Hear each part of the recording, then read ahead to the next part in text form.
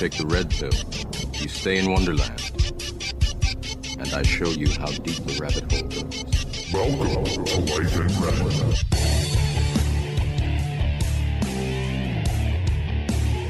All right.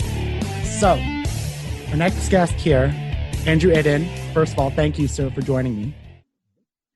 I wanted to ask, how annoying is it, you being in the Navy, we'll start off, people making, sperm jokes? Well, yes, I relate it to when I worked at the hockey arena. See, like my rank as of the 3rd of September and before was called leading seaman.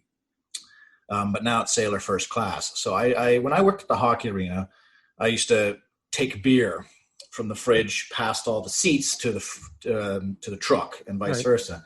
So as you'd pass, all the dads, I'd call them, every single one would make the, "Hey, is that beer for me?" And you just give them the finger guns and be like, "Hey, it's for you." And then you go 3 feet, and then the next guy's like, "Hey, is that for me?" You go, "Yeah, it's for you." And like you do that all the way fucking down the line until you get to the fridge, and then you want to kill yourself. So it's the same thing. Whenever I would say introduce my rank, I would go, "I'm leading seaman Iddon." Every single person thought they were the first ones to make the correlation between the two and be like, "Oh my God, that's like, I'm like, yeah, I get it. Like, yeah, we're in a boat or a submarine, long and hard. Yeah, you've watched Austin Powers. Good for you. Good for you." And then, so now it's a bit better. It's gender neutral, which doesn't make much difference to me, but it is easier to, because we have slang for our rank. So my rank is a killick, as you would say. So I would just say that instead. I'd be like, "Oh, I'm a killick. I'm in the killick."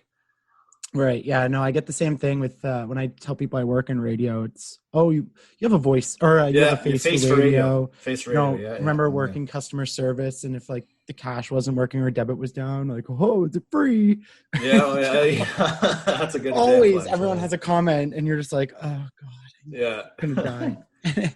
Anyway, so like, I'm pretty interested in a couple things. Obviously, the first off being, you did 2 tours overseas. So I want to definitely get to that. And before I go any further, I want to give out a shout out to friend of the show, Casey Morrison, who set this up, who set up so many guests. But shout out to her. She always likes to hear her name. But what made you want to get into this line of work? Because I think it once had some sort of prestige, and I'm not saying it doesn't now, but I think millennials and younger people are less and less interested in serving their country and putting their lives in this dangerous type of work. So what made you want to get into it? Well, that's you mentioned that, and that's fairly accurate. I always joke that it's because McDonald's didn't call me back. See, I never thought I would join the military. My father was Royal Air Force in England, and he fought in the Falkland Islands War. Google that. It's a really interesting read. And so he has the best stories. Every time we get to a few beers in us, or he gets some old friends, or he sees somebody he hasn't seen for 30-odd years, how he met my mom, that kind of stuff. He just gets rolling, and it's hilarious, exciting, interesting. He's the most interesting man I've ever met. I'm not just saying that because he's my old man. Everyone's dad is probably the most interesting man ever. But this guy, he was almost sold for camels as a sex slave when he was 10 years old in Egypt and shit like, you know what I mean? Like just shit like that. So I was like, I'm an aspiring stand-up comedian. I've done stand-up comedy before, Yuck Yucks here in Ottawa and all sorts of places. And I was like, you know what? Like, I'm a very boring person. Like, I sit at home and I watch YouTube, or I, binge watch Brooklyn Nine-Nine for the 80th time. And then I was like, I need to see the world. How can you really be a good comedian if you haven't had any life experience? The Armory in Brockville, my hometown, happened to be hiring. So I thought, okay, right on, let's try out. And I did an aptitude test, which is math, vocabulary, and a personality test. And then they sat me down. They're like, "Dude, you can choose any job you want in the military." I was like, "What do you mean? What, any job?" I was like, "Isn't there just, guns and then maybe a tank or something?" And they're like, no, you can do anything. Like there's technicians, engineers, cooks, like anything I wanted. So I was like, okay, fuck. So I was interested in, video games and electronics, drones is what my key point was. So I was like, what jobs would have that involved? So they said airborne electronic sensor operator, which is basically you're in a helicopter or in the Hercules, giant cargo aircraft kind of thing, and you're operating radar or sonar equipment, mostly radar, cameras. I was a photographer for a while too, a school photographer, so I've had experience with that. So I was like, okay, cool. Did the test for that, but I had glasses at the time, so they wouldn't let me in. But the Naval Electronic Sensor Operator, they didn't give shit. They're like, dude, you're blind? Come on in. We got you. Like, we need people.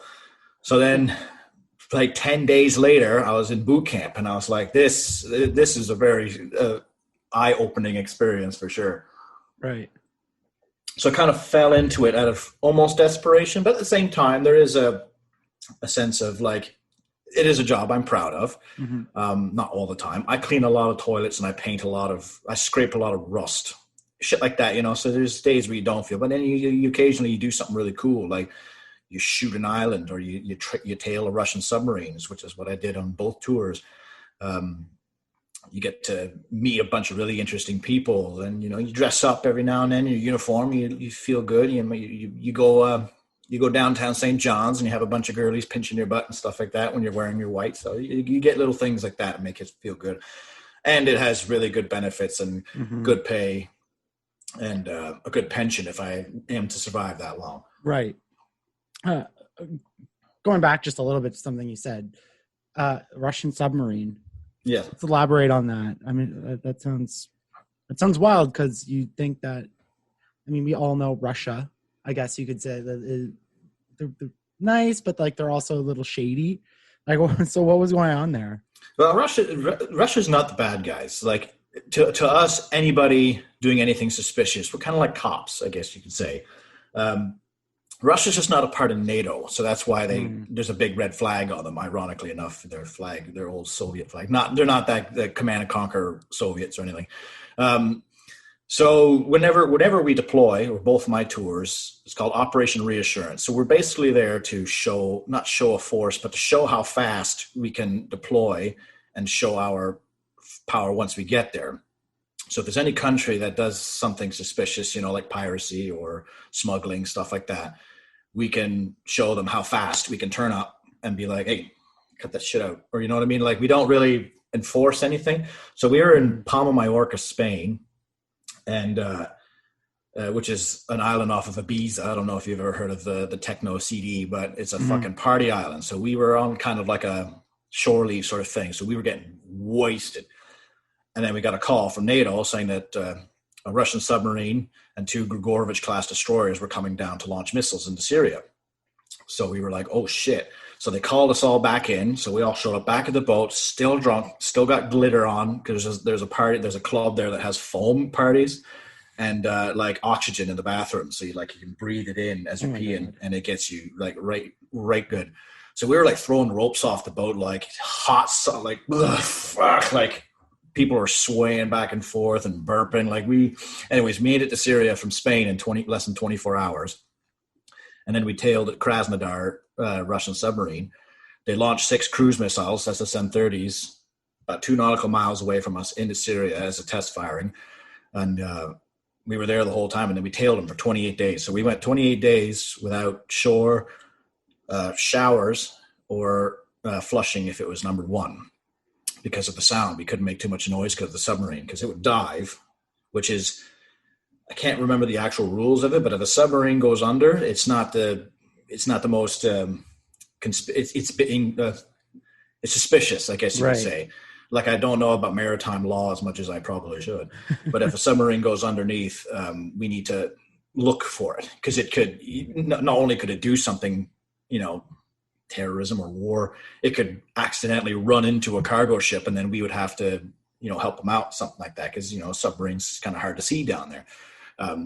So we had to stay quiet. We tailed it, and that's pretty much it. We didn't do much else besides just, you know, kind of, you know, pulling it out and being like, this is ours, show us yours, sort of thing. You know, the whole comparing dicks competition that people say that countries. I was going to say, yeah, it's kind of like a big it's like, hey, don't move. My dick's bigger. Here we go. Yeah, Look how fast I can whip it out. Let's go. And it's not because for our Russian listeners, it's not because like we think you're the enemy. If it was a Turkish submarine, actually Turkey's part of NATO. So if it was like a Bulgarian submarine, even though they don't have one, we'd be like, hey, what the hell? Like we would show up anyways, you know, but it just so happens that it was a Russian one. And we knew that they were test firing their weapons. So we wanted to make sure, you know, everything was on the up and up, I guess you could say. Right. As I'm trying to, as I go back into like my geography brain here, Spain, like you had to swing across down past Africa and back up to Syria, right? Because Syria is on the... No, Syria's on the eastern side of the Mediterranean. So you got Spain, Italy, and then Syria. Oh, on the so far you're end. in the Mediterranean. Gotcha. Okay. Yeah. Going through the Suez is a fucking disaster. I've never done it, but it's a really dangerous and expensive endeavor. And that's where you have to go down the Horn of Africa and up into the Suez Canal. Right. That's just straight across, right? So is that like when you did your two tours, is that like mostly where our Navy is in that kind of region? Because I know like the Middle East is kind of like the area that we're peacekeeping, I guess. I mean, anything I say, if you're just like, Ryan, you're an idiot, this is what it's actually going on. I hear the news, right? Or I read Twitter. And now, especially with COVID and, you know, everything that's kind of happened, like, who knows? Like, I don't think anybody knows really what's going on in the Middle East or what our military's kind of operations are. So like, is that where you guys kind of mostly stationed and then you kind of like patrol that general region, or was it kind of all over?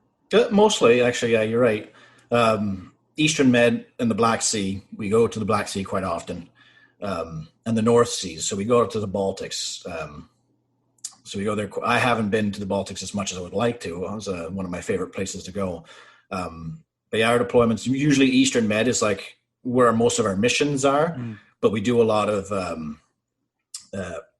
training and public relations with other NATO countries. So we go to Italy a lot, and France, and the Black Sea for Romania and Bulgaria, Turkey. We went to Turkey. My last tour, we went to Turkey 5 times, and then a little bit of Africa for what it's safe to go. So we patrol around there. We monitor for contacts of interest, as we call them. So it's like, you know, if a ship has a history of smuggling or illegal, because there's actually like, it's before I joined up, I didn't even know what boats were. So there's actually like sea lanes as there would be like a highway, like the 417.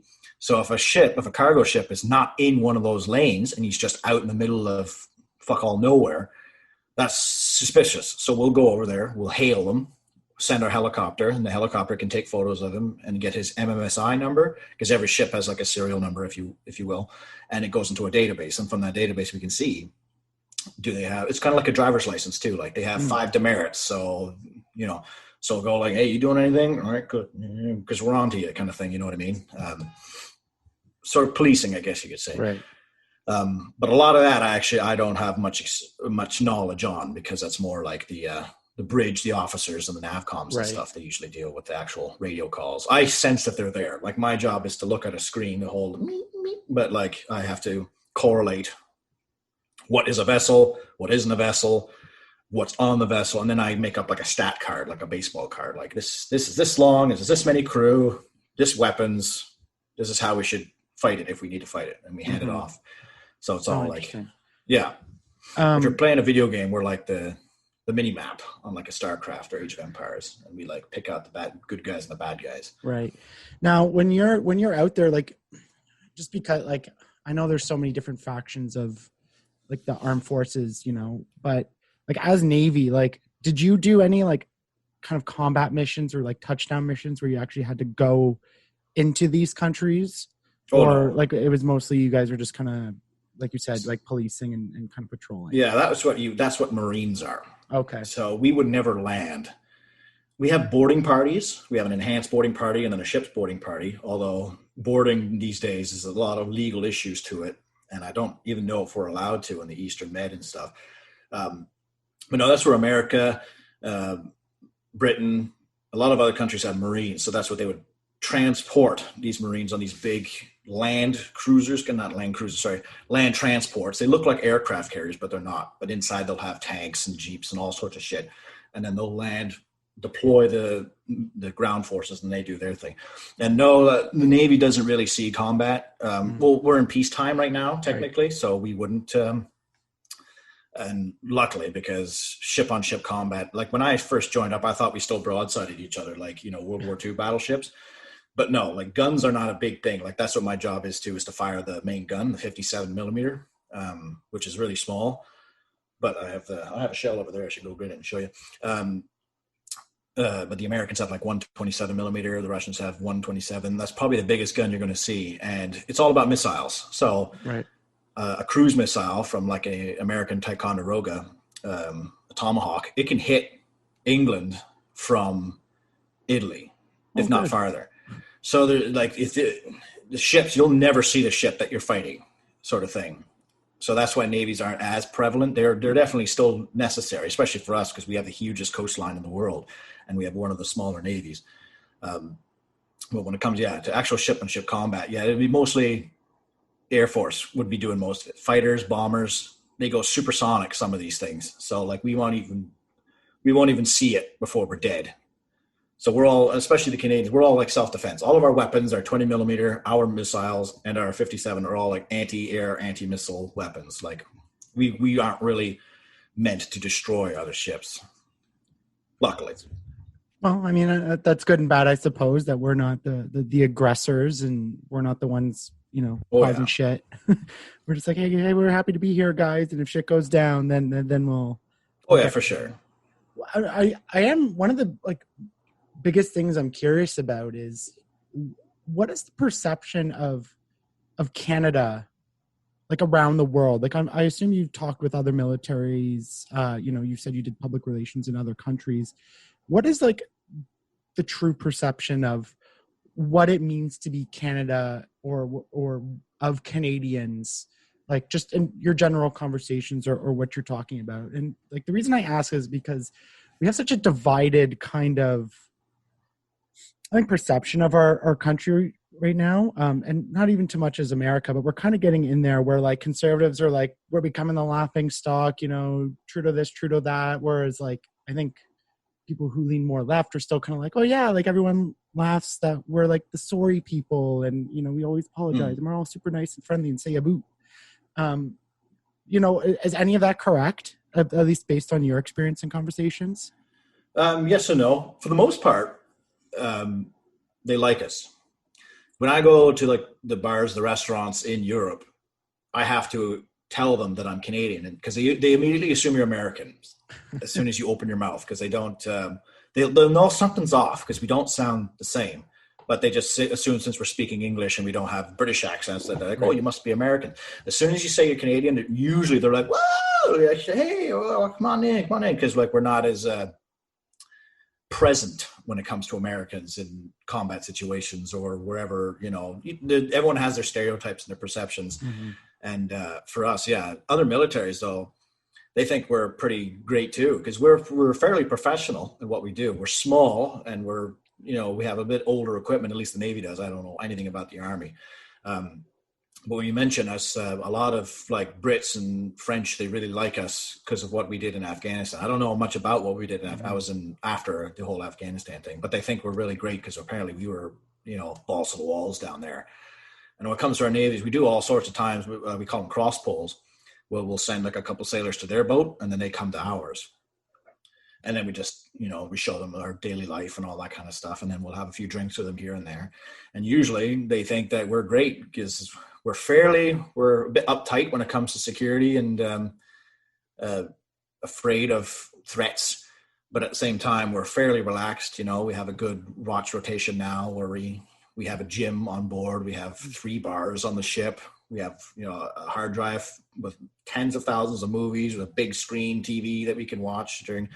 So we have we have a good perception, I think. Overall, they obviously, you get the jokes like, oh, you're the nice guys. But it's kind of nice being the nice guys. Yeah. Because if the only time when we went into Greece is not overly fond of NATO right now, which is ironic because they're part of NATO. So when we went into their Athens on my first tour, the Americans were just there and they just left when we came here. But they had these big banners across the harbor that said, NATO killers go home, as we came in. Okay. So you do get that sometimes. And for like the people that are just like anti-military, anti-government, I don't really have much political view because they pay me.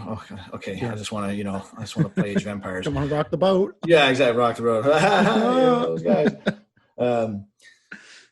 You get those people like, oh, you're baby killers and stuff. They're like, dude, like I didn't do shit. I sit in my cabin and I watch Rick and Morty. Like I don't do nothing. We get that because we get fed the stories that we're told, right? Especially like I know a few people who are in the military but went after I kind of stopped really talking to them, so like haven't really got a good sense of what they're doing. But we get the stories of like World War I and Passchendaele and Vimy Ridge and our heroic efforts at Juno Beach, like all these different like heroic stories that kind of become these like mythical tales of history. But then when we get into like more like modern stuff, like you almost don't hear anything other than when like people die. Unfortunately, right? We have a soldier that's kind of sent home, and then the whole country kind of like mourns about it. But we're not really informed or told about like anything that's going on. And like you said right off the hop, I mean, like you don't even really know what's going on outside of the Navy. So like someone who doesn't even watch the news like has no clue what missions are being fought, like what people are actually doing, what are like actual some of the threats that we never hear about, because it's not really part of our normal dialogue right now, especially that we are in a peacetime. Yeah, I suppose I think it's a mixture between the time, definitely. The military was always glorified back in the early days, and we are guilty for it in the Navy, where we just talk about the good old days, the good old days, like good old days, good old days, good old days. Back in my day, we didn't have, phones, and we didn't have electricity on the boats. And I'm like, well, back in your day, you also arrested people for being gay. So let's not go back, to the good old days. You know what I mean? So back in those days, especially since we were still kind of under English influence, having a mighty, empire like army that was really proud. Plus, in World War I and World War II, World War I, it was like the entire planet was destroying itself. In World War II, you literally had a James Bond villain who would have taken over the world, like Pinky and the Brain style. So we had like a united reason, like he had to be a hero, otherwise the world was going to be turned to garbage. But now you don't really have that. I guess Osama bin Laden sort of, comical. You don't have that picture that you can put on the walls and be like, this is the bad guy. We need to stop him or else everything's going to go to shit. You don't really have that as much anymore. Like, I don't know who, world leaders are in the Middle East that were threats. I don't know what's going on in Syria. We were just there. Like, I just, I drink my coffee and I go to work every day, just like everyone else. It's just my job is on a warship. Right. And also media, like social media, like everybody on Facebook is like an expert on everything, like a person reads an article on military tactics and they're like, no, you should be doing this. Like this people who, fat guys who can't play hockey, but will sit there and yell at the poor 18-year-old kid on the TV. You're a piece of shit. I would have done this. Like, well, do it then. You know what I mean? Like, they don't know. It's the same thing. Like, all you get is like one person go on Facebook or Twitter or whatever it is and be like, yeah, the military's a sham. They're killing babies in Africa. And then 10 people read it and they go, oh, do you hear about this? Do you hear about this? And then everything goes, that's why whenever we do missions, we keep that, especially when we're in Syria, we had like no contact with the outside world, nothing at all. Because you never know what's really going to happen. And if you have people relaying false information, shit spreads hard, especially rumors and stuff. We had an issue at our second trip. Like a girl got sent home. She had a family emergency. She got sent home. And before she got home, there were rumors that she was pregnant, and that's why she was home. So her family was freaking out because they heard, and she got there and she's like, what are you talking about? I'm not pregnant. It's just like, I think her family had like an illness or something. So she had to go home. But that's what I mean. Like the whole misinformation spread was just madness. So I think that's also a contributor to today's. Plus, like nobody really knows nobody knows what the military does. Nobody, especially Canada too, because America, they really, they're really proud. Like, not proud, but they really like they you see people dressed up in uniform all the time in America in shopping Still very malls and glorified, stuff. yeah. Sometimes we do too. I only use my, if I'm on my way home from work, I need to pick up, like a soda or something at the shop. I'll stay in my uniform because I don't want to have to go all the way home just to get changed. But they're like, if you're in uniform in certain stores, they'll give you a military discount. You can go to the front of the lines in some places. When I was in Charleston, South Carolina, one of the Carolinas. South Carolina, yeah. South Carolina, beautiful place, by the way.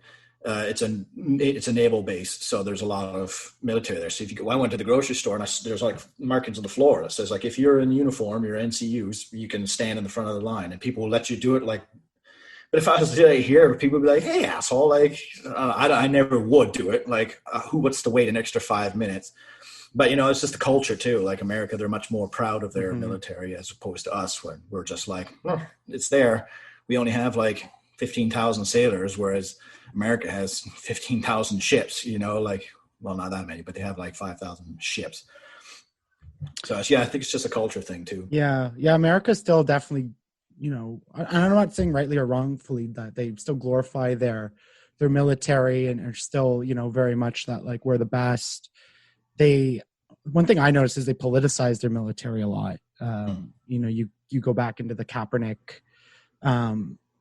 kneeling and how everyone was saying that was like a disrespect to our military and the flag. And then you had military members, like some were like, yeah, it is. And then other people were like, I don't give a shit. This is like why I fight, right? So it's like, it's all politicized, but it's funny you say that. Cause like every time I see someone in uniform, it like, I don't know, you don't want to be weird, but it's not quite like the level of meeting like a celebrity, but when you see them, like you kind of like acknowledge them and you just like give them like, you want to like give them like a solid head nod or a smile. Like there is still something, at least for me, that I'm like, man, like I wouldn't, like I have like massive anxiety about like death, and to think of putting my life on the line and doing so, like just because I'm like a good person. Like it just, to me, I think that like that type of work deserves that type of respect, like no matter where you're from. Well, the first thing you do when you get to boot camp is you sign an unlimited liability, which means you can be ordered to potentially your death for your nation, sort of thing. Luckily in Canada, we don't have that situation arise a lot, because it's not like we don't have big battles like we used to. Obviously in Afghanistan stuff, you get all that kind of shit, but you're never like, especially the Navy, I don't think we've had, this past year we had some casualties with a helicopter going down. Right. But that it wasn't because of violence. Like they weren't shot down. They just had, I don't know what happened, but it went down. So for the most part, we have a pretty safe, like we haven't fired a weapon at another vessel, I think, since just after 9/11, and it was a warning shot. And that's it. Like I think Korea was the last major war that the Navy was actually involved violently in. Which is a half a reason why I would never join the Army itself, because I don't like lifting things, and I don't want to be, dug in a trench in the middle of Ukraine and being shot at by cannons and like artillery cannons and shit like that. So the Navy, at least get a bed, and I get meals 4 times a day and soup every day at 10, whatever the soup is. But yeah, so it's always good to be a Canadian. But yeah, you're right though. Like, occasionally I'll get, like when you see in the States when they're in uniform, people are like, oh, thank you for your service and this and this and this. Yeah. I only get that sometimes, and it's always like, it's just a job, man. Like I didn't join, I'm not a huge patriot. I'm like, I think it's Jack Reacher. He's like, there's like the 4 types of people that join: patriots, people that just want a job, people that have no choice, like people with a criminal record, or, they don't have any college education or anything like that. And then people that enjoy violence, the violent people. And you see those in boot camp when you're there, because all the different trades are there, like Army, Air Force, infantry, the whole works. So you see the guys that you're like, that guy's a dingus. He's definitely, he's infantry just because you don't need a high school diploma to be in there. All right. But infantry is a very hard job. I wouldn't recommend it. Mm-hmm. And then you see like the patriots, like, I want to serve my country, and you're just like, the country pays my rent. That's it for me. What boot camp, like, is there a movie or like a TV show that like actually portrays it properly. When I think back of, I love watching Band of Brothers, like and the boot camp scenes they're always imagine that, but French. Because our boot camp is Saint-Jean-sur-Richelieu, which is just outside Montreal, and it's usually run by the Vendus. I think they're the 22nd Foot Regiment. It's a French infantry regiment. So most of my staff, your master corporals and your sergeants, they're usually former infantry guys. My actual particular, my drill sergeant, if you will, was a master seaman, master sailor now, Master Seaman Kilfoy, and he actually deployed with me like a year and a half after that, which is a pretty trip. So like I seen him on the boat when I go across, I was like, Kilfoy, and he's like, you got some lint on your beret. I'm like, fuck you. Like I can say that now. Like you're no longer my master. But yeah, it's very similar. You don't have as much violence because back in the day you used to be able to like, give a little elbow or a punch to your recruits to smarten them up. Now you can't do that. But it's the same thing. Like the first day we're getting yelled at, called fella 6 bunks down from me was called a retarded bag of smashed assholes on his first day because he didn't have his bed made. And you just get, you just berated and you're exhausted. You sleep 4 hours a night. You get people you get surprise drilled.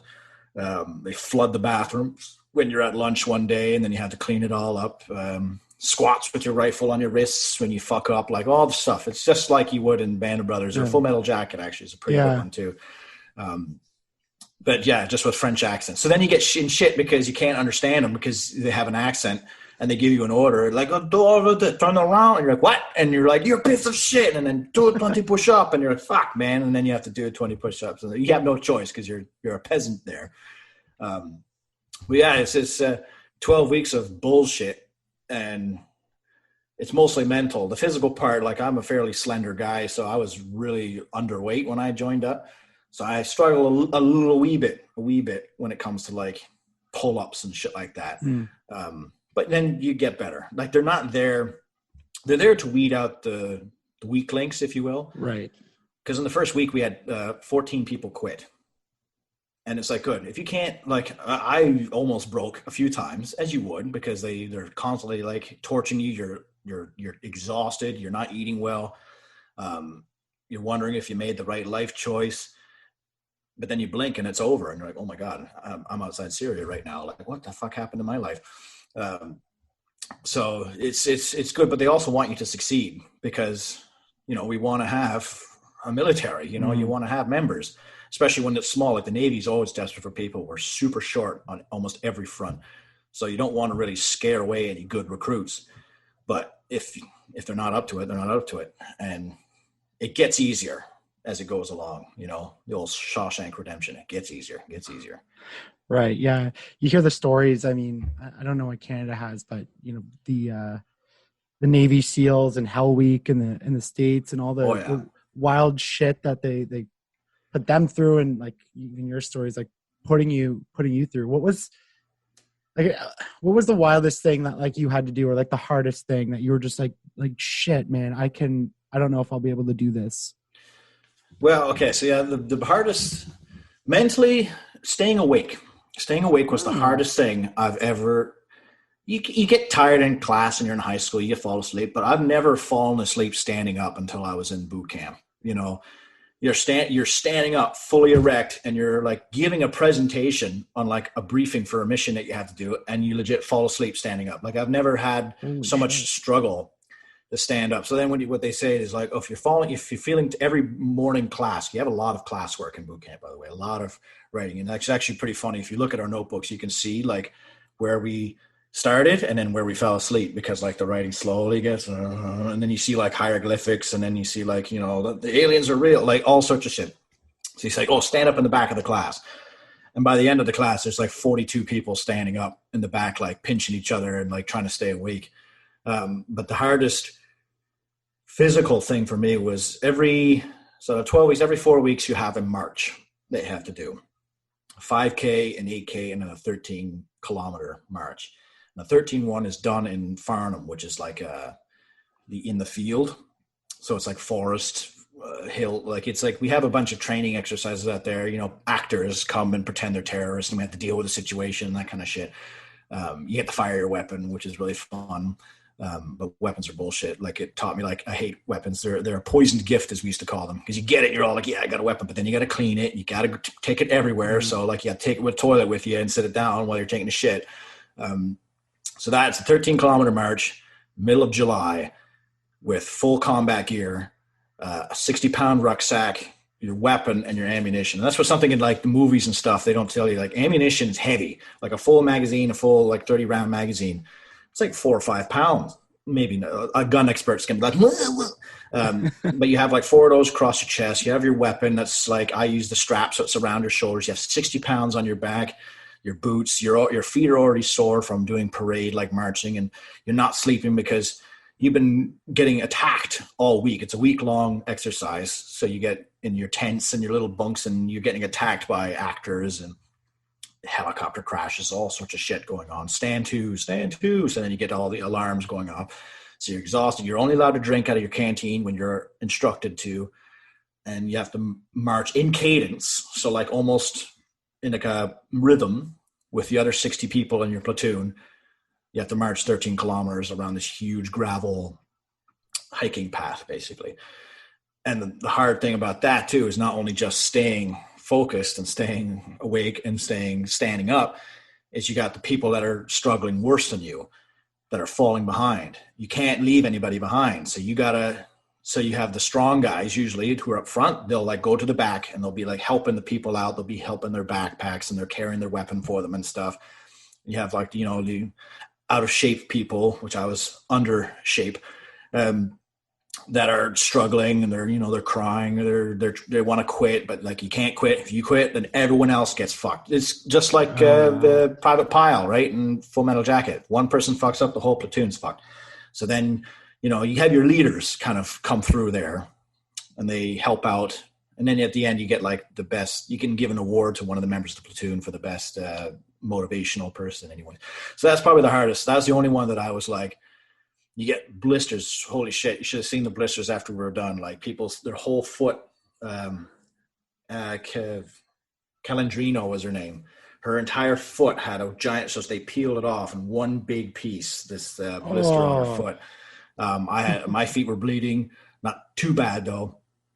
And then as soon as you get back, you get oranges. This is the first time I've ever eaten an orange. It was, oh my God, it was like a blessing from the gods. But then you have to do a fireman's drag. So then you have to pretend half the platoon's dead. And then you have to drag this.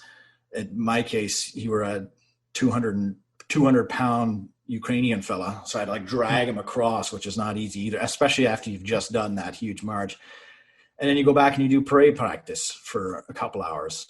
So you do like the stomps and you throw your weapon around, that kind of thing. So that's probably the hardest.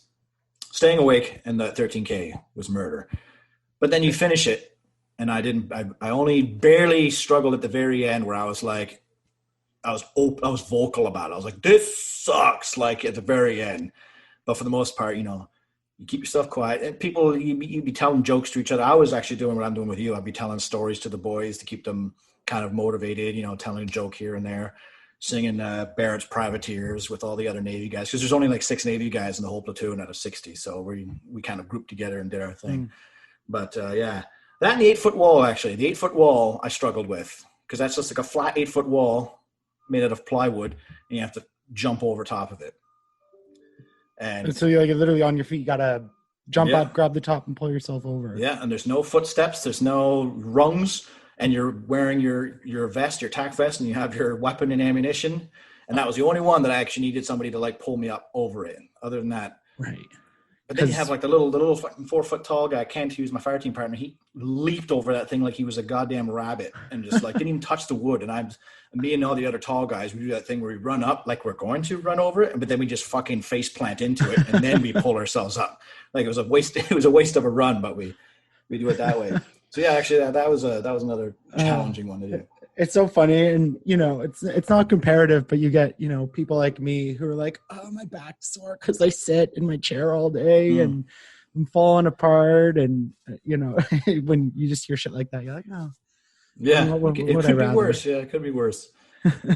I'm curious because this is another thing that gets like portrayed through movies, Hollywood, and like TV shows, all that type of stuff. But I guess part of this conversation is kind of like demystifying what's actually going on. Like, talk to me about the brotherhood, the sense of kind of camaraderie that like you get with the people you're serving with. Like, is it really that strong to say that like when you're out there, and I know you said you didn't see combat, that like you're kind of doing what you're doing for these people. Like, it becomes less and less about like back home and about the job. It's like you're in this with everyone together in this one moment, and like even if something's shitty, you're just like it doesn't matter because I'm going to do it for these people because like they're my people. Yeah, that's actually why a lot of, I think, veterans, if you were to ask them, they're a fellow there, American, has a Medal of Honor. He put his body on a grenade to save his best friend. Like, he wasn't there. He wasn't saving his country with the grenade, like by putting his body there. He was saving. You're there for your boys, and that's 100%. Sorry, my phone's giving it maxi.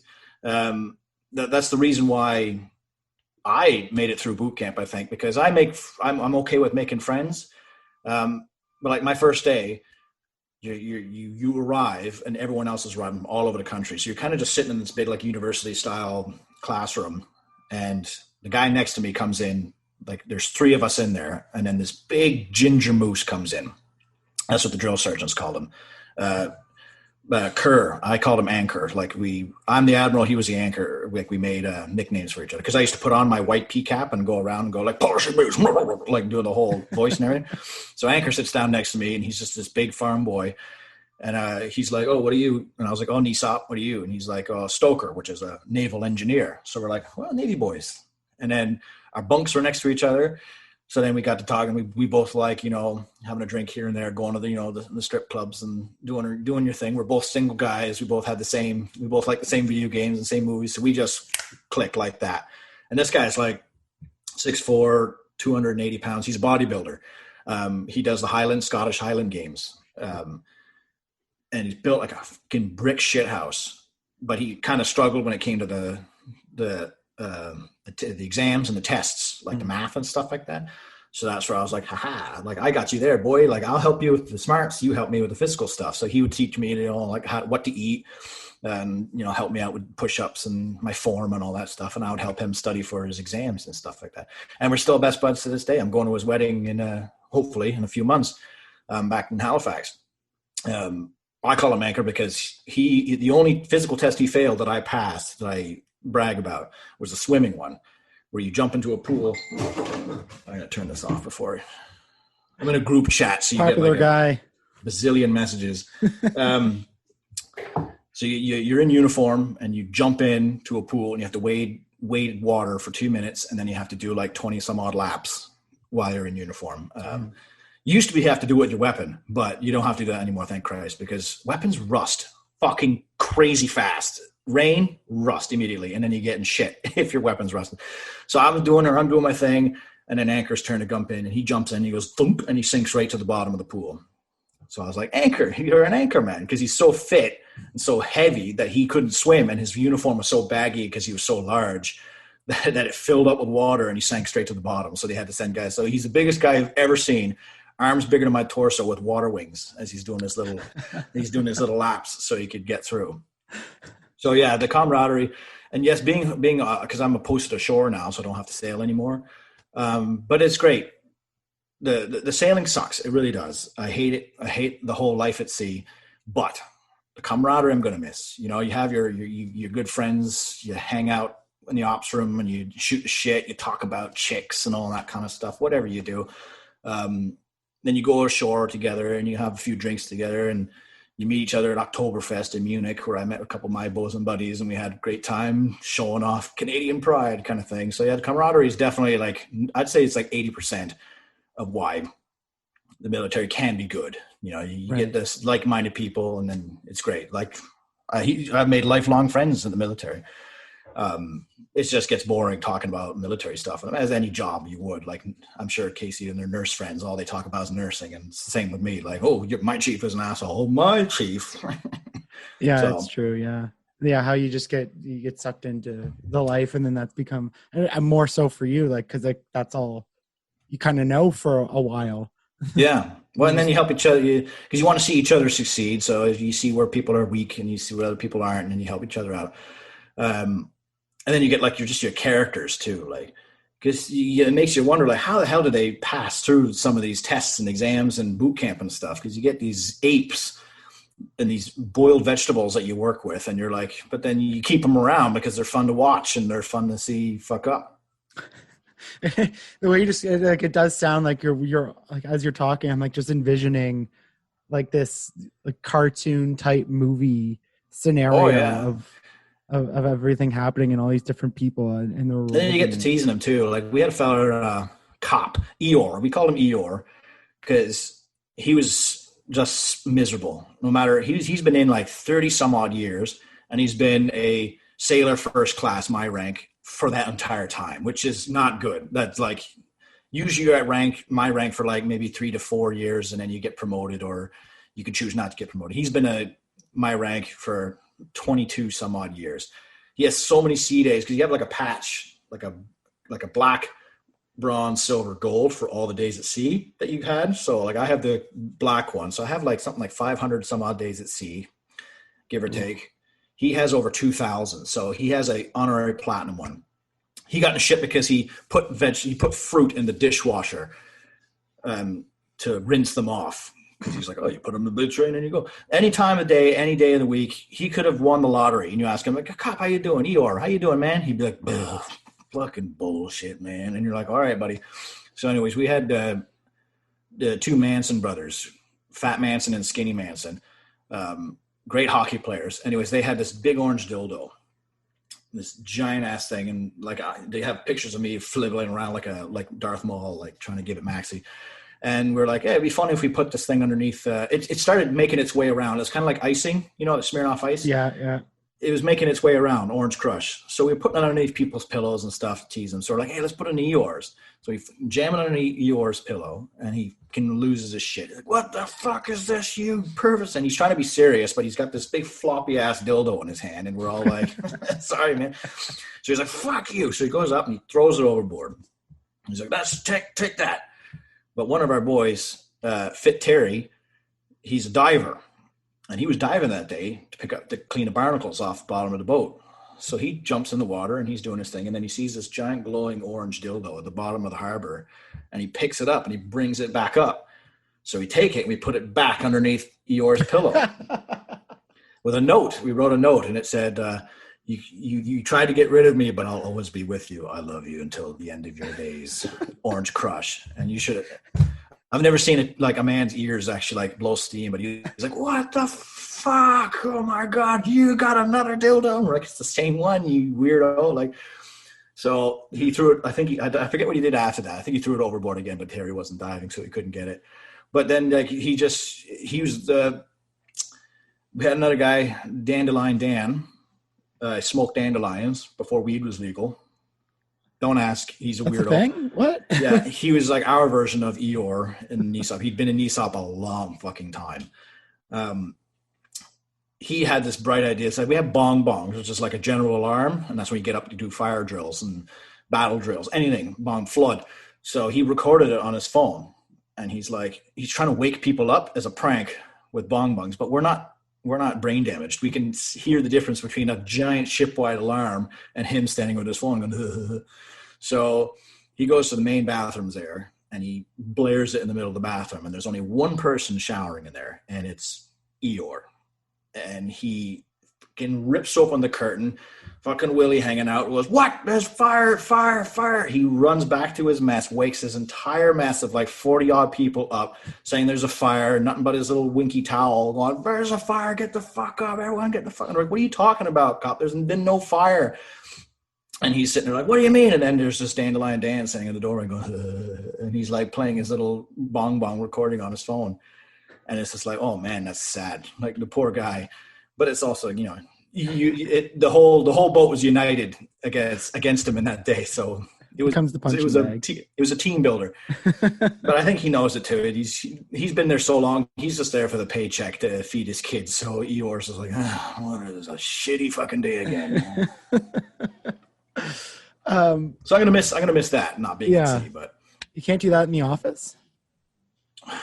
Well, not anymore because I have to fucking write down every person I talk to and whether or not I kept like every 6 feet of distance, and I have to wipe down my keyboard if somebody like blinks at me from across the street. It's and yeah, we're in like little cubicles. It's not so open, but it's pretty chill, and I don't mind the safe office job because I'm not fucking around gallivanting on a warship anymore. Yeah, I mean, aside from all the war stuff, that's literally like one of my worst fears. Like, I'm just terrified of the vastness of the ocean and have this irrational fear of sharks. It's big, and I'm not a fan of underwater, just probably like you are. I don't like orcas. They're evil. Sharks, the whole thing. And that happens, man. Like when you're like the transit to Canada to Europe is, if you're going fast, you can make it in a week, like 7 days. But if you're going like a standard speed, it's like 10 to 14 days. And you'll go up on lookout, and you'll just sit there and you'll just stare, and 360 degrees, there's nothing but water, like as far as the eye can see. And like, if my landlady asked me, she's like, what do you do if you fall off? And I was like, what do you mean? You die, Brenda. Like you accept your fate and you die. Like you ain't swimming nowhere. You die of hypothermia in less than 20 minutes. So you're in the middle of the Atlantic Ocean. It does, especially if you get seasick. That's a big one too, because it's not like when you get like car sick, you can like pull over, take your breath, have your bit. You're on a ship, you're fucked. Like you're in prison on this little metal island that you're at the whims of its mercy. Like it's going, you have to stay with it. So I was watching these like wild videos of like the ocean and the waves, and how like big they get, and like the ship's kind of like going up and crashing in. Like, did you guys ever have to like go through that type of? All the time. God. Time. When I went to Trident Juncture in 2019, there were 2 hurricanes, one in Portugal and one just off Iceland. So we're like, let's fucking sail through them, like between them. And then on my way home, we were in Azores, Portugal, and the captain comes and he's like, okay, we have to be home. I think it was 24th of January is their day home. We can delay it by like 2 days and wait for this storm to pass, or we can go. And the crew was like, let's go. And we went, and it was Sea State 5. And I forget what the actual like footage of, but the waves were like 15 to 20 feet high, and there's swells. So the boat like goes in, and then it goes into the wave and then shoots out the other side. And I have pictures and videos of the boat like being fully engulfed in water, like the whole forecastle was fully engulfed in water, and then shooting up, and the water comes and splashes up on the bridge wing.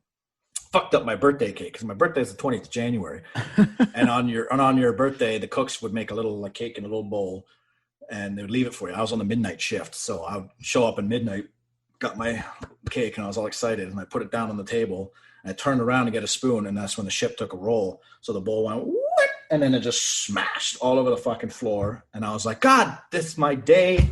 It's the only thing I have. So I ate the cake, and I ingested glass, because it was white glass and a white cake with vanilla icing, and it had sprinkles. So I was like taking a bite, and I was like, oh, is that sprinkle or glass? And I'm like, yeah, it's like glass. And I ate my damn cake, and it was for me. It was for me. Oh. But yeah, you get really bad. I don't get nauseous seasick. I get headaches and migraines. Everyone has seasickness different. If they say they've never been seasick, they're full of shit. Everyone at some point in their lives gets seasick, no matter how violent it gets. But everything's Velcroed. So the entire boat, like my TV's Velcroed and duct tape, and your pencil sharpeners and your stuff are all Velcroed to all different parts of your station. So you always luckily have that. But it's just hard to stay standing upright. You're trying to have a wee, and you're like getting thrown around, having a shower. There's handles in the showers that you hold on to, because you don't want to touch your bare butt to the fucking cold steel of the wall. So it's like, and it like scares you.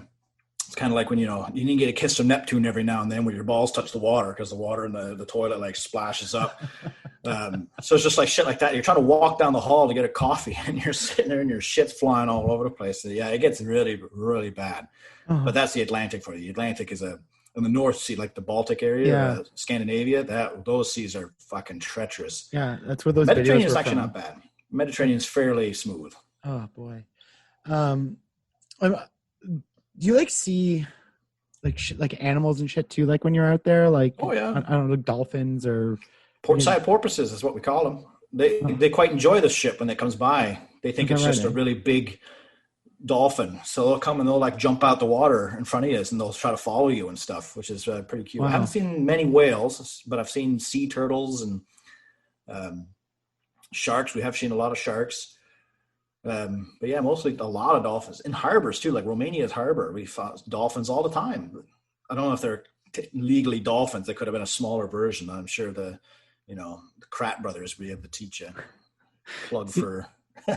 Seems like surreal just thinking of like, I mean, it becomes a part of your life, but like people go their whole lives without seeing it. And then they, you see nature kind of like relatively, I mean, aside from you and like other ships that come through, like just basically undisturbed nature that like almost has no human contact. Like just doing its thing. The vastness of the Atlantic Ocean, like you don't see anything like you would, like you don't see any pollution. You can go 10 days without seeing anything, but it's also really nice at night because there's no light pollution like cities or smoke or smog. So the stars, like there's like no clouds and the stars are so clear. There's no wonder they could navigate by them back in the day, because Jesus Christ, you could almost feel like you could pick them out of the air because they're so bright and vibrant. But that's the other thing too, because like a ship usually sails complete darkness when it's nighttime. Not only because of your night vision. If you sail with red lights, you don't ruin your night vision. It's just to like not be seen, like maybe there's a pirate or somebody nasty out there. Just stay dark. Go for it. How goddamn dark it is. It's like the power went out in my street 15, 20 years ago and all the street lights were gone, and it was like a horror film. Like you open your door and there's just literally, you can't even see your hands in front of your face. It's so dark. So you're like, oh, so that's plus when I work in the red lights in the ops room 24 hours a day almost. So it's almost always dark. So I sleep in the dark, I wake up in the dark, I work in the dark. You eat in dim lights. So it gets mentally draining for you after a while. So I'd go several weeks without seeing sunlight because I'd be too tired. Like the only time you see sun is if you go up yourself. But when you're not working, you're so tired and you're so, ready to just get the day over with. Like, why would I go up 3 sets of ladders when I could go down one and fall asleep in my rack? So right. You get. Do you guys have to supplement or anything like that? Like, do you guys take vitamin D?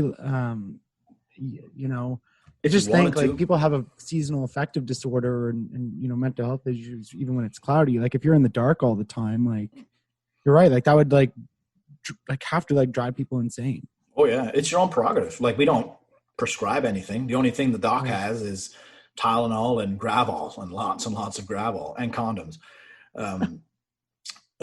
So if the health guys, like I brought a bunch of like protein powder and veggie green powder and stuff like that, because you're at the whims of your cooks too, right? So if your cooks don't cook what you like, it kind of sucks.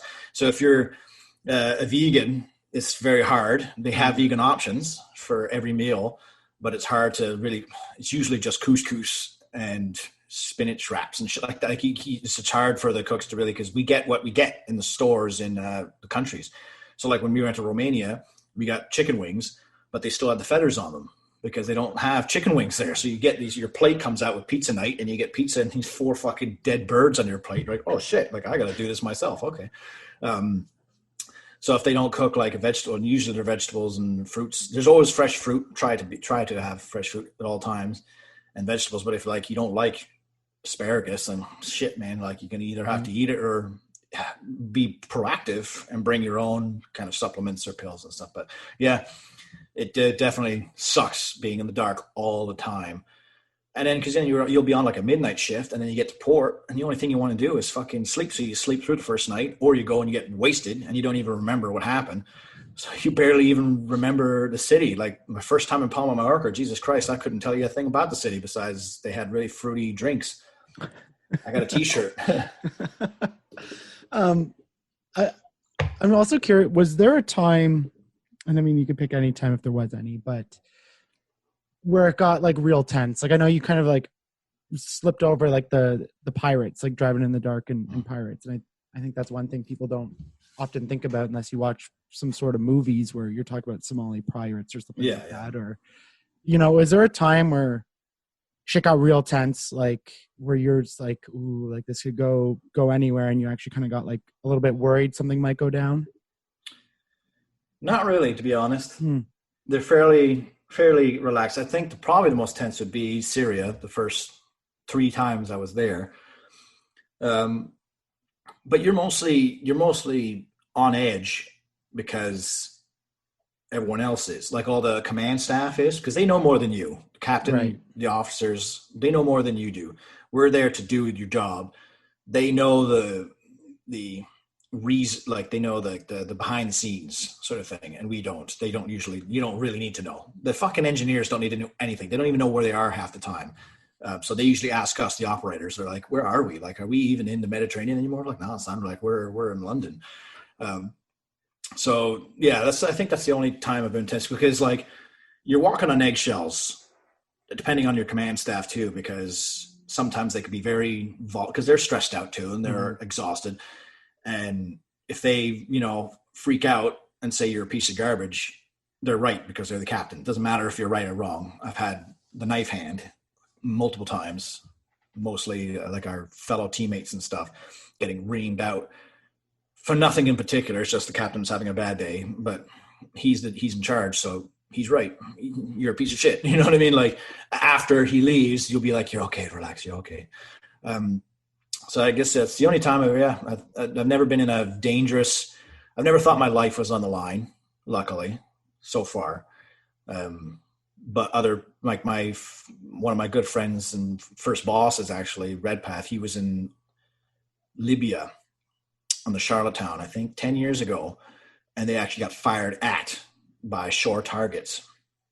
I can't remember if it was the Gaddafi thing. There's some sort of dictator there. He's not in charge anymore, but there was a big problem with Libya back in the early 2010s, and he was there for that, so they got fired on. So I think that's the only time they would have been tense. But yeah, other than that, we don't really see too much combat or anything that would really stress us out in that particular way. Right. Luckily.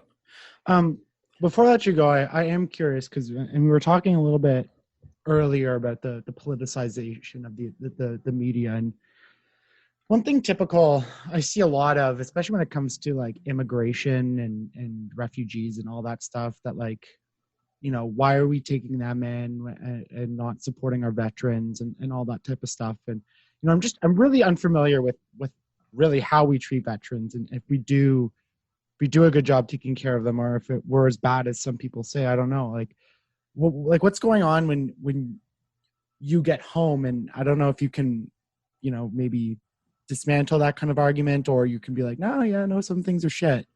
Because I know a lot of people kind of bring it up, and I don't think anyone truly understands unless you're in the military or know somebody that has served. For the most part, in my experience, it has been pretty good. I have heard the same horror stories. I'm sure you might use that example of the fellow with one leg who was chirping Trudeau for not, and he says, "You're asking more than we can afford," or something along those lines. I saw it on Facebook a few years ago. When it comes to like medical stuff like that, all the people that I know that had to get medically released have gotten it, and they've gotten, like my buddy, he was what's that thing where you're allergic to gluten? Celiac. He had celiacs. So they released him. They gave him like 3 years of full wage, and they paid for his university. So now he's a paramedic now. He's killing it. He's loving it. You obviously can't be a celiac in the military because you can't cater, like I said, get chicken wings with the fucking feathers on them. How the hell are we supposed to make sure every single thing is gluten-free? And if it's so debilitating. I had another friend who had a paper cut on his eye, and like his eyeball. Ooh. Yeah. So like, I'm trying to picture how it must have happened in slow motion. Like somebody knocked papers out of his hand and he opened his eyes and one went. So he got a medical release for that because obviously, Jesus Christ, like he wakes up every day with his eye glued to like his eyelid that he had to like rip open. So yeah, in my experience, most of the veterans, especially Navy, I guess, have been treated well. I don't know anything about the Air Force, the Army. They're like, because we get a lot of resources. I'll give you that if we can go to mental health. The resources are really great. And in Halifax, we had a building, the hospital, like first floor is dentist and then such and such. The fifth floor was the mental health floor. I went through a pretty bad breakup in my second year in the forces. It was very, very hard for me to function well. So my boss, literally the paper cut guy, he was like, you seem bad, go to the fifth floor. And I was like, what do you mean go to the fifth floor? Right? There's counselors there 100% of the time. There's a 24-hour phone line if you need it. Because I was having career anxiety too. Like, did I make a mistake? Is this the right path for me? I'm a goddamn stand-up comedian. And I'm sitting here with a fucking rifle in my hand, like in the middle of the woods. So I went straight there, walked up and was like, I'm feeling kind of shitty. My missus left me. It's been a bad go. And they're like, all right, go see Brenda. She's in there right now. And you go, I'm sitting down. So the resources you have are pretty good for that kind of thing. Whether or not they're effective, that's up to the person itself, really. It was just nice for me to vent, basically.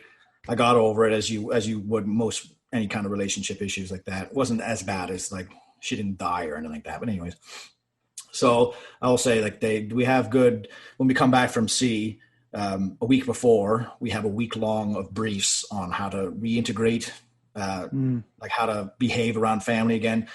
Because like loud noises, big crowds, things like that, it causes anxiety for a lot of people. I know I did when I was going to like dance bars and stuff right afterwards. You're like all these flashing lights and loud noises kind of like doesn't like trigger anything, but it just makes you uncomfortable, anxious, if you will.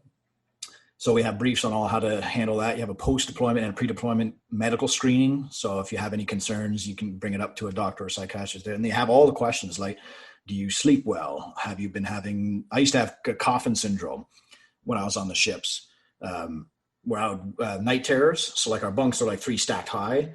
The top one, which is on my second tour, which is dope because it had no roof. So I could sit up, I could stand up. I toss and turn a lot in my sleep. But when you're on the middle one, you have a guy above you and a guy beneath you, and there's nothing but a curtain. And it's pitch black.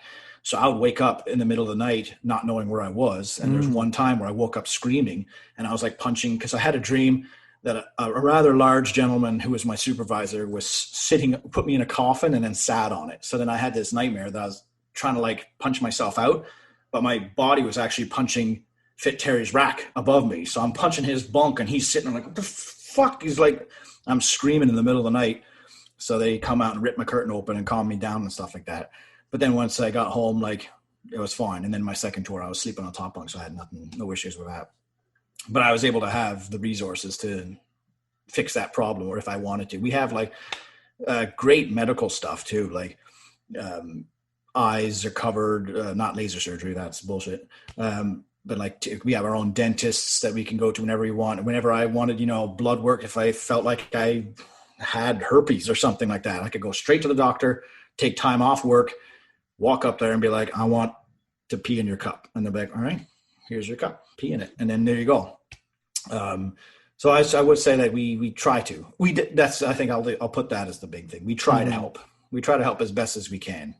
That's whether good to or not hear. it's effective. That's up to the person itself, I guess. Yeah.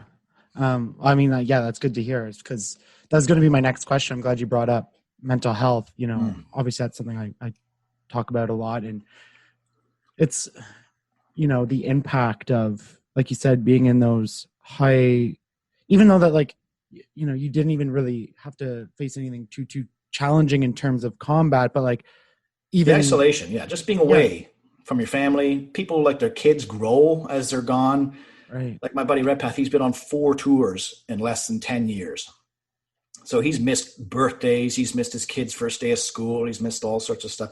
And the kids too. So when he comes back, the kid might not even recognize him. Because, when you're like 3 years old, you don't remember much. And then when you're 4, you kind of do. So like this strange person comes in. And then you have those issues where like, the worst case scenario is like people's wives leaving them while they're away. And then they take all their shit, or like something happens, like a family member dies or something, and then they're stuck. They're in the middle of the Atlantic. That's not like the helicopter's out of range.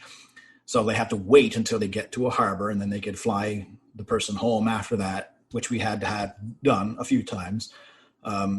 So it's just stressful in that kind of situation too. And just, literally being in the dark, away from life. Like, we call it a time machine because we don't see movies coming out. We don't hear about news really because we don't have very good internet while we're out there, if at all. So I'll come back and I'll have like all these buildings got built in the city, or these, my cousin got married and had 2 kids. I'm sitting there like, what the fuck? I was just doing my thing and everything's different. So there's it's a pretty hard reintegration. That's why we have those briefs to help us resume our integration, like schedules too. Like when you get back, you feel like you're still on watch, so you're awake at 12 at night and you're ready to go, but your kid is trying to sleep, go to school the next day and shit like that. So it does, even if there's no combat, it's just, the possibilities there, right? Like, yeah, I'm that's sitting the other here thing too, in the middle of Ottawa, like I know like something like 99.99, like, isn't going to happen. But when you're there, like, anything could happen. Odds might still be a little bit look low, at the but Fredericton. you don't know that. The Fredericton took our spot because there's always a ship deployed 100% of the time. So we crossed Azores and they crossed us. And then their helicopter goes down. 6 people died while the crew is watching because they're on flying stations. So like some of the crew members, the engineers and stuff would have been on the flight deck ready to land the helicopter, and then it goes down. So then they have so not only are they not allowed to go ashore because of COVID, which is fucking miserable, because that's when you can go and explore, eat the food, see the touristy things, get wasted, go to the strippers, go do your thing. They can't do that. And then their helicopter goes down, so they lose 6 comrades, which I'm sure the poor buggers must have been in bad shape for that too. And then, and just having this whole pandemic thing to deal with. And then they come home and everything's fucked, like, and nothing's open, or you have to do your mask spit and all this other people are scared and all this. So the best part about coming home is seeing your family on the harbor, and they're all the big posters and there's a band playing and everyone's cheering, and it almost gets you emotional because the whole crew is up there in their fancy uniforms, all like, we did it. We're coming back. They weren't allowed to do that. Oh. So the Freddie came home to an empty pier and they had to meet their families on their own, sort of thing, in a different building. So like they didn't even have that when they came back. So it's like they had the most miserable fucking trip I can only imagine. And like they don't even have that last, people clapping and cheering because when we came back on the St. John's, it was so foggy you couldn't see your hand in front of your face, but we could hear the band playing on the harbor. So we're like, they're somewhere, like Marco, you know what I mean? Like, to try and find them. And then when they finally appear out of the mist, the family, like my family surprised me. They weren't, I didn't think all of them were going to be there, but they were. And I was like, oh my God, this is fucking crazy. Like, my whole family's here. Everyone's poor Freddie didn't have that. They came back and they all were just sad as they got off the boat, and total silence. And they went and did their thing. So if you think about everything that's happened just in 2020 alone, like I look back in January, it seems like 10 years ago, but the Australian wildfires, and then everything that's gone through that, Kobe, the pandemic, all these things, George Floyd, think of all those things that you miss in a year. And I just want to dig in that feeling just a little bit, like not knowing all this news, all these things that have changed. You just come back and you're blindsided by all this news.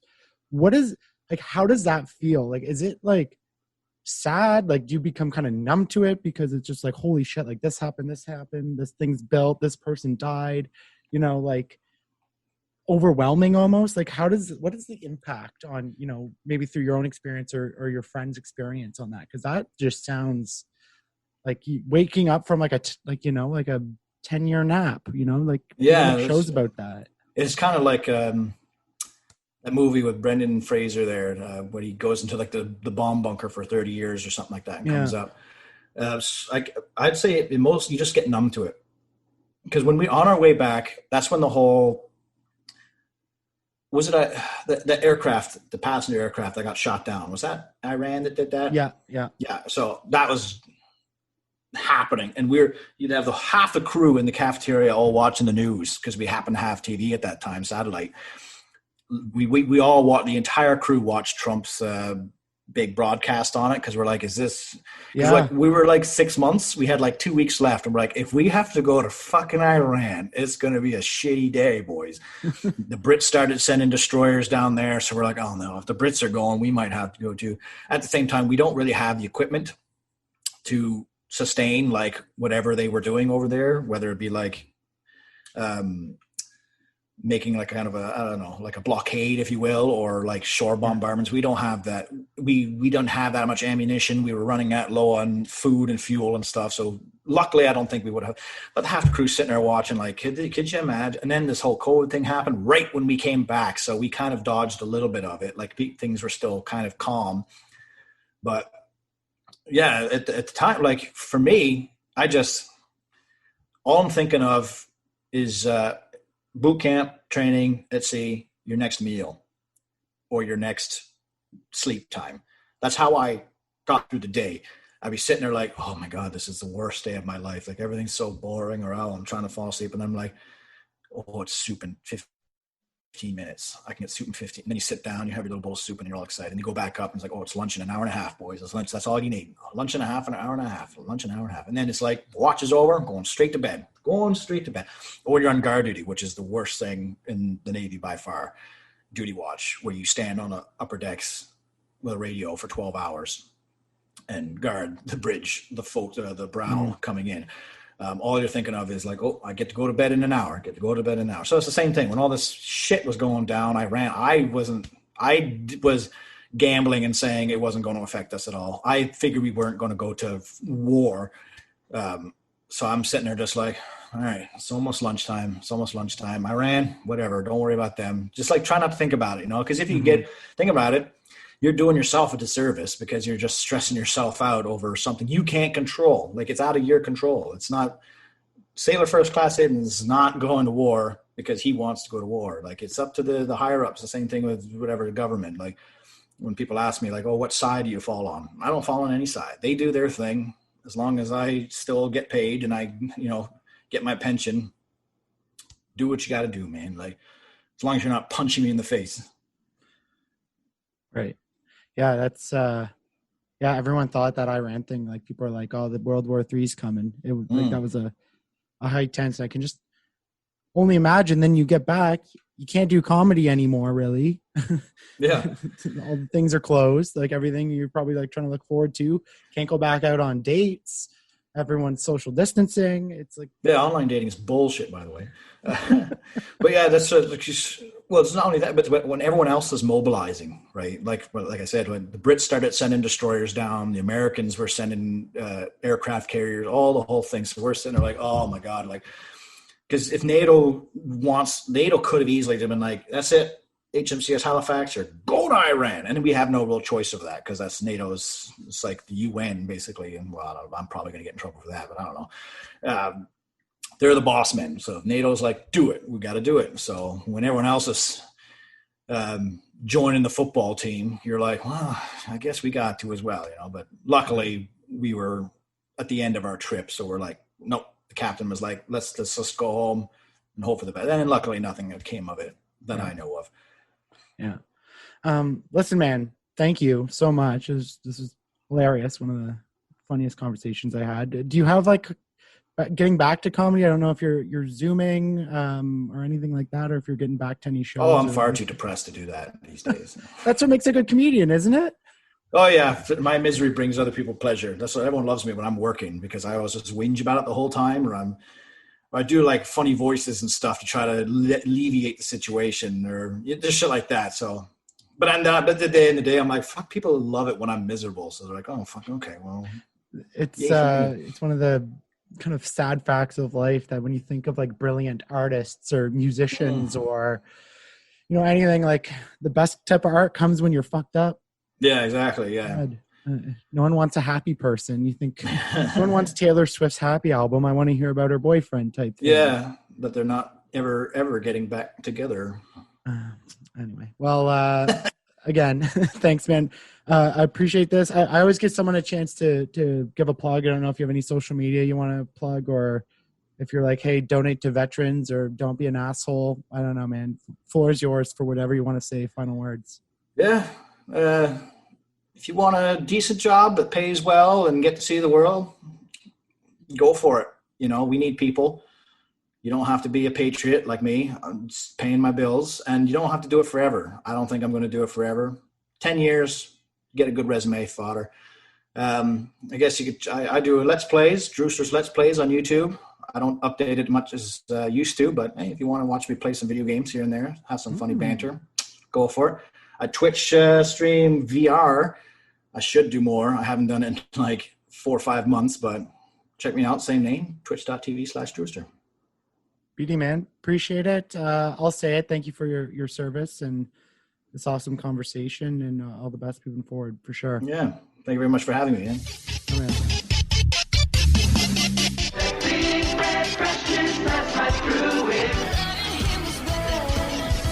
You take the red pill, you stay in Wonderland, and I show you how deep the rabbit hole goes.